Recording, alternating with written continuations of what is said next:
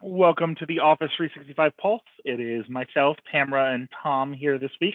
I believe Jen is doing something fun like vacation, so she will not be joining us, but you're stuck with the three of us and we'll have a good time.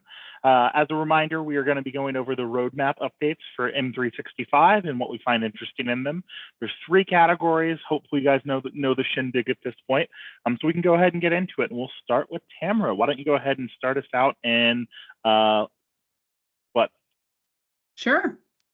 In development. In development. There we go. Sure. Start us out where? All right.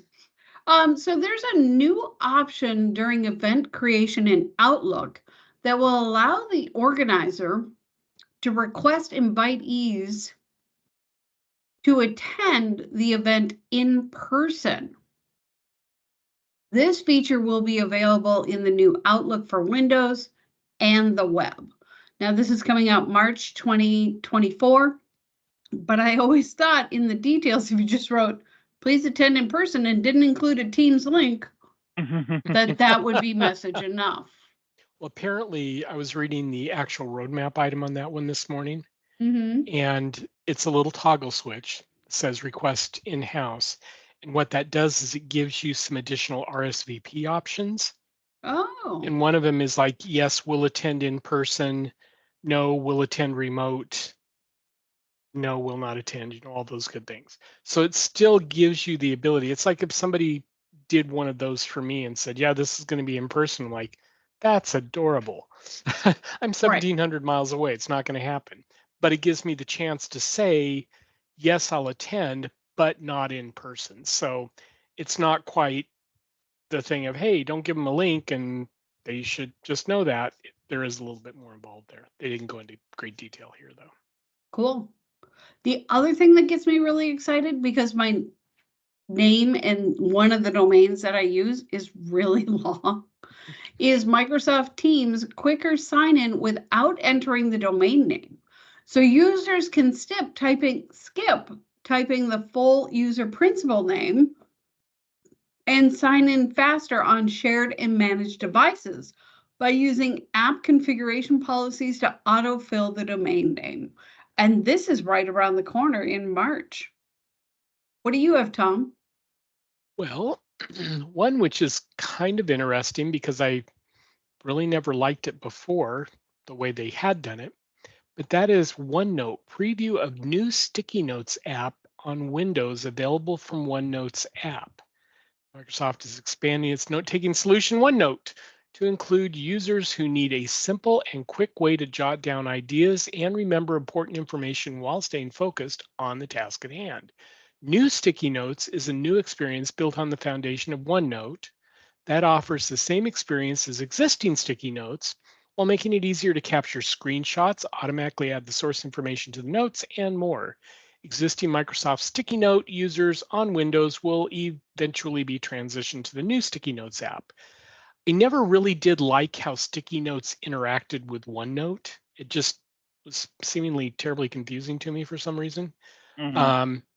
They're apparently trying again, but with the new Sticky Note app, which sounds like it's a little bit more than what the old Sticky one was, if they're allowing you to do like screen captures and stuff like that. So should be interesting. That is supposed to be coming out in April, coming to the worldwide commercial tenant. All of you who are in the government clouds, you need to wait for it a little bit longer and let us break our fingers on it first. And the other one is Microsoft Teams see multiple participants and shared content preview in improved presenter windows when screen sharing. So when sharing the screen or content, the presenter will now be able to better keep track of the participants' activity during a meeting. The improved presenter window shows up to 4 meeting participants, both video and audio, who are active speakers and who raised hands, as well as a preview of the content being shared. Meeting notifications appear in the middle of the screen for better visibility. This gives presenters increased confidence and awareness of what is happening among participants during a meeting. Yeah, anything you can do to make it easier while you're presenting and trying to manage your own meeting and moderate it, 100%. I'm all for that. 100%. Yeah, just go for it, There's man. definitely some improvements that could happen there. So, Yeah, so it's happy like, to see them doing something. did you see the person's hand up over there? It's like, no, because quite frankly, I'm focused on 14 other things right now. Yeah. So this should be interesting. That's coming out in April also, and it looks like it's coming out to all the tenants. So that's good news. I'm happy to see. To me, the only way you could really present and manage a meeting well is if you had multiple monitors. So you could present like the content on one monitor and kind of monitor what was going on the other, and still that involved you managing it. The fact that they're going to have a mode that makes it a little bit easier, I'm excited to see this in practice. Yeah, that should be good. So what do you have? There's a whole bunch of updates related to Microsoft Purview Compliance Portal. I'm not going to read all of them. If that's something you care about, there's some updates related to data loss prevention, related to unified audit logs, related to export limits of devices from the onboarding page, related to some stuff for e-discovery. There's all sorts of stuff that they're going through. This is just them continuing down the path of trying to get modern stuff and the Microsoft compliance portal and making it, do all the fancy things. That was cool. So whole bunch there. If you're interested, you can go in and take a look at the spreadsheet and get an idea of what's going on. And then the one non-Purview one related that I thought was cool, for Intune, the Mac operating system platform is going to have SSO support coming in June. So you're going to be able to log into your Mac using your essential work email address and password, and that will function as single sign-on. So you sign in to your profile on your Mac, and you'll already be signed in to your email and everything like that. So that's pretty cool and a pretty cool quality of life thing for Mac OS people. Very cool. Tamara, did you have another one or? No, I'm good. Actually, I've got one more that I'll mention if you're done, Adam. Yeah, go for it. Microsoft Teams video clip in channel. I honestly forgot this one even existed, and I'm like, they've already done this. But then I realized this is a variation on it, and that is you can now use Teams video clips in channel in addition to chat. Record yourself, your screen, or an audio-only clip and attach the video clip to your channel post or reply. When I first read that, I'm like, you theoretically could be able to do that. I always told people to be careful with it, and it was very limited. In fact, you couldn't do all this stuff with it. It was like 1 minute, here you go, boom, there. It's live with it. That's it. But that was only for chat. This now allows you to do channel things. So I guess if you're running a channel and you want to say, hey, everyone, welcome to the channel, just wanted to let you know, blah, blah, blah, so on and so forth, you can now do that using the Teams video clip and not just be restricted to doing it in a one-on-one chat or group chat. So that's looking good. April and worldwide commercial tenant.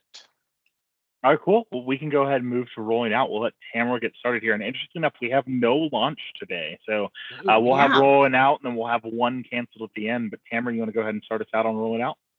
Sure. Microsoft Teams branded meetings. Join launcher screen with brand image and logo support. Now, this is only in Teams Premium, and the Teams Join Launcher webpage will now support branded logo and brand image upload for a branded meeting. This is a Teams Premium feature. And let's see who it's rolling out to. And that's going out to everybody. GCC High, DoD, GCC, and commercial. Then there was one other one that I wanted to share. Tags in Microsoft Teams will be supported in private channels. So users can now use team tags to mention groups of people in private channels. And this is rolling out everywhere. GCC High, GCC, DoD, and the commercial tenants. Tom, you want to go next? Yeah, I have one which I'm excited about, even though I don't know that we'll spend the money for it. And that is SharePoint, Microsoft 365 Archive for Sites. This feature enables you to save on costs of storage exceeding the quota limit by archiving the inactive sites in SharePoint. I know that there are plenty of third-party vendors who offer this kind of a backup solution. Microsoft is kind of getting their own finger into it now. And I'm assuming, probably because they say save on storage costs, that it's going to be less to put something in this archive type storage rather than leave it on your current storage. And there's always that argument of, I need to archive this, but gosh, in our culture is like, oh my God, I've got to hold on to everything. Don't delete anything. Well, it's 15 years old and you haven't touched it, but I may need it. Okay, fine. This is a great way to go. Yeah, push it off to the archive site, sight, out of mind. We can still get back to it if we need to, but it's out of there. I don't know what the costs are. I'm sure there's probably some documentation out there for that. But I love the idea that you can take that out of your regular collection of things that are being worked on, probably being indexed, researched, and the whole bit, move it off to the side, still have it out there, and pay less cost than having to manage your overall quota. So I'm liking that idea. I just hope we will spend the money to do that with some of our sites. Yeah, no, 100%. I've done enough sales calls that archiving legacy data and making sure you have it is important. There's a reason there are, as Tom said, multiple third-party sites out there that essentially offer like SharePoint backup solutions. And honestly, it's been an interesting thing because if you buy into Microsoft's design philosophy, backups aren't necessarily needed because there's so much redundancy built into their architectural process that the odds of you like losing something are very, very small, right? Like even if a meteor comes down and takes out a data center, it's still backed up at other data centers and stuff like that. Like, and I believe that. Like I think their design philosophy makes sense. But so many people grew up in the world of on-prem and want to have that ability that still those third-party products, have a market and have people that are interested in doing them. And it's still something that comes up in sales calls and conversations. So the fact that they are making their own archive solution that will allow people to do something where they're maybe not going to have to go out and spend, tens or hundreds of thousands of dollars on a backup solution and maybe have more of a peace of mind that everything is still there and capable, I'm down for. I think it's cool. So I was happy to see that one too. Yay. That was it for me. Go for it. I have two things I'll mention. Not a ton going on, but a couple things that I thought was kind of cool. So one, the idea of Microsoft Admin Center improved issue details for service health. So right now, if you're an admin and you go in and you try to look at like the service health dashboard inside of your admin center, it's kind of a convoluted mess of what's going on. It's a very technically dry issue reporting. There's an explanation on what the actual alert is about that's separate from the title and everything. It's clearly was something that was designed by a tech, I guess is the best way to put it. So they are going through and they're updating it where basically it's going to streamline it, where it's going to bring in the important information, tell you what service is impacted, and tell you what the user experience is without having something so convoluted and so, just all over the place. So see that as a pretty nice quality of life thing. I'll be interested to see when it actually comes out because it is rolling out. It says February. So you got to imagine it's basically been out. I just haven't looked at the service health dashboard in the last couple of weeks. But I'll be interested to see that when it comes through. I see that something that's potentially something that's going to be nice and streamlined and just make it a little bit easier for us. And then I also thought this was kind of cool as well too.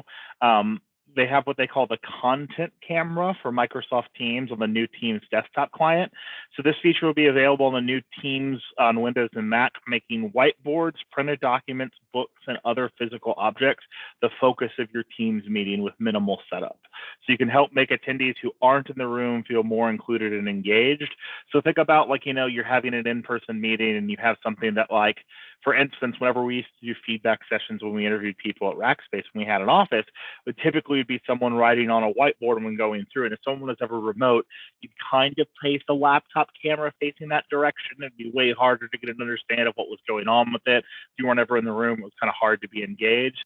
So this is going to be something that allows you to, if the thing that you're actually wanting to focus on is a physical thing in the room with someone, highlight it, pay attention to it better, maximize it for the people that aren't actually in the room. And I actually see this as a pretty cool step forward for inclusion and collaboration in the sense of if you have some people that are remote and some people are in the office. So I was excited to see that. Great. Tamara, anything else from your side? No, I'm good. Tom, you want to cover our one canceled? I would love to. Thank you very much. Microsoft Teams Recorder on mobile device. They are not releasing this feature at this time and apologize for any inconvenience. This was going to be You can use Teams on your Android device to record your screen and share it with others in any channel or chat. Just press and hold the camera icon next to the compose box and then tap the screen recorder icon to begin the recording. Yeah, don't get hooked on that idea because it ain't happening now. So it Yeah, I want sounds to see if they come out with something similar. Or else. Well, it says, they're not going to release it at this time. Yeah. Which generally tends to think it's like, we got to rethink this one rather than, we've taken this off the roadmap. Sorry about that. Yep, And sure. they just leave you there. So you may get it back in the future. You're just not going to get it under this particular item. Well, this was an efficient pulse, guys. Thank you, everyone, for joining us. I'm sure we'll be back next week for some more updates for everyone. Hopefully, Jen is enjoying herself on her lovely vacation. And thank you, everyone, for joining us. We'll see you guys next week. Bye.